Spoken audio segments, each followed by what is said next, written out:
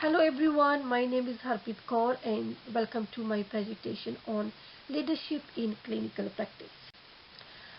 Can you imagine what type of leadership skills and quality you have?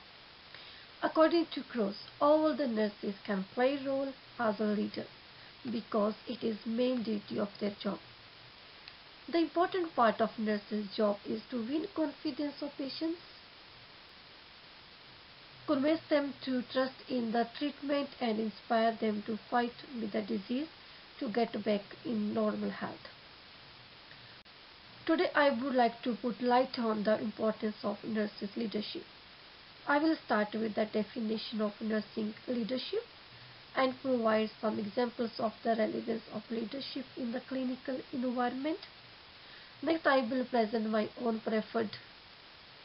I will talk about the importance of healthcare leadership, and then I will talk about my preferred leadership style and from the list provided. I will give reasons for my choice of leadership style and discuss its application in daily clinical practice. Following this, I will explain the critical the effectiveness of my chosen leadership style. Finally, I will discuss leadership characteristics that promote high quality care. Before I start with the definition of clinical leadership, I would like to talk about the importance of leaders. Leaders set a goal and engage others to work together effectively for pursuing the desirable goal.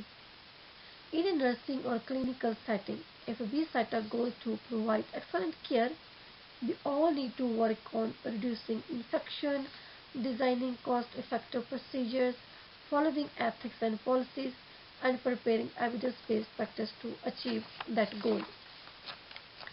As a clinical care coordinator in aged care facility, my understanding about clinical leadership is that lead team and set a goal and engage with others to work effectively for pursuing the desirable goal. So, definition of nursing leadership according to Kivonka, leadership is an unofficial behavior, that is when one person challenges to influence the behavior of others in different ways, either in the workplace or clinical setup. It might be for personal goals or the goals of others. Now I want to talk about importance of healthcare leadership. Effective leadership in healthcare sector is vital for the best quality and integration of care. As a healthcare profession, so nurses are also known as frontline health workers who work in emergency situations. So effective leadership is quite necessary to strengthen the quality and integration of the care. According to the American Association of Critical Nurses, nurses have the responsibility to listen actively to both employees and clients, demonstrate flexibility to solve problems, manage emergencies, and develop a healthy work environment. They also care about leaders, lead the organization to get effective and successful outcomes. Also, leaders ensure their consumers are satisfied with the service and all the reductions of adverse effects and reported timely manner. Leaders to contribute to reduce mortality rates while encouraging, supporting, and training the staff. A mostly leadership quality in nursing support is to building up individual relations and knowledge to motivate staff and improve patient outcomes. A recent systematic review conducted in 2021 also emphasized that nursing leadership plays a vital role in the sustainability of the healthcare system, patient outcomes, and strengthening the professional environment among teams. So there are different styles of leadership as a broader concept that involves goal-directed behavior, effective communication skills, management of the trust to maintain consistency and loyalty towards the goals, and most important is the management of self, which means working with, while acknowledging their strength or weakness.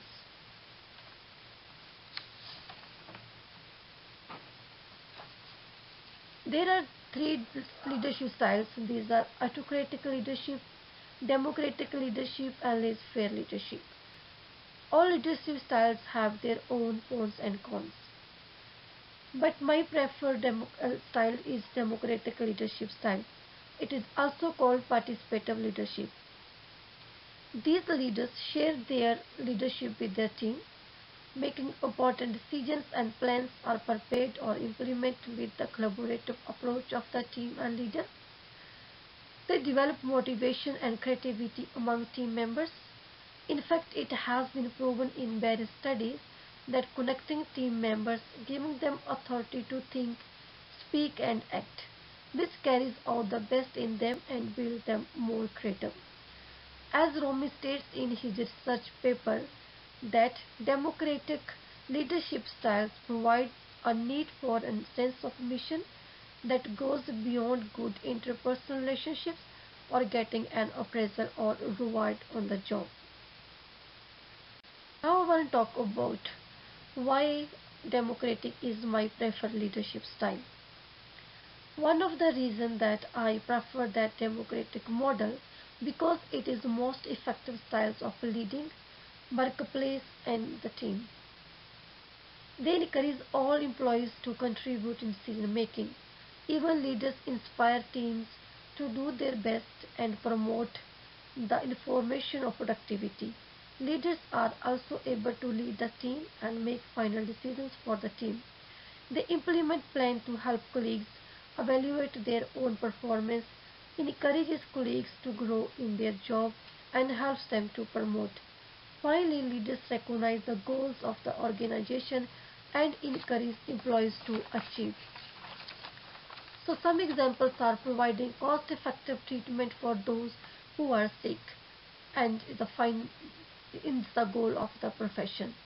Most people choose the nursing profession in order to complete the goal of humanity. This is their vision. Hence, here the nursing leadership is to help nurses how their work support them to achieve their vision.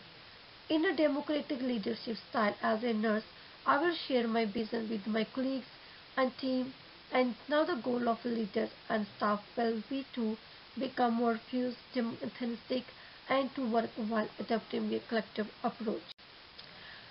And now I will talk about how I will apply democratic style in my clinical practice.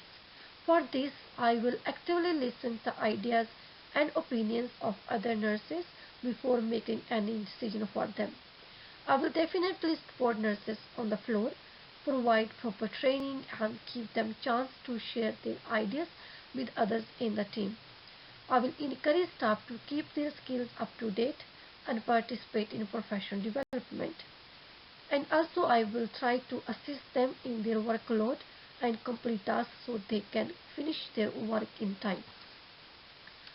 Although there are very importance of democratic leadership, but there are some critique of the leadership style as well. First one is critique is in the democratic leadership is that there are more chances of having big execution and poor decision making for the team is on the high rate. Although the democratic style encourages consensus building somehow, it slows down the process of decision making due to the increased participation of all team members.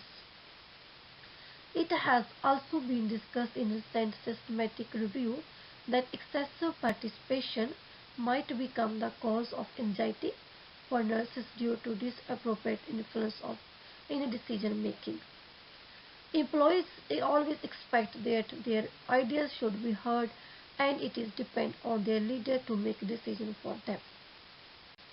Next one is the characteristics of leadership. There are different characteristics of leadership that motivate nurses for the implementation of a high quality healthcare system. So first point is setting priorities. A nurse leader who works in a clinical setup needs to prioritize the planning care of patients in a ward or prepare a strategic plan for the ward which needs continuous shift and demands the leader's attention. As a leader, we will work on the 3E of the prioritization which is evaluate, eliminate and estimate. We evaluate what we need to do.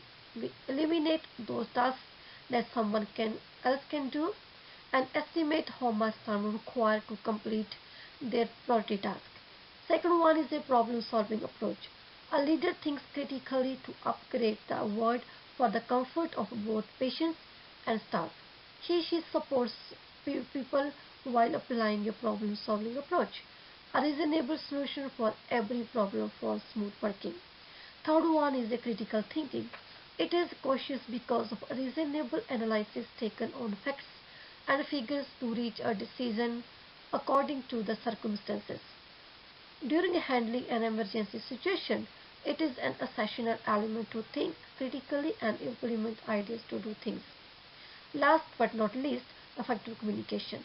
Effective communication includes active listening, encouraging and sharing ideas and information within the team. Leaders always ensure that the channel of communication remains open for everyone and they can use accordingly.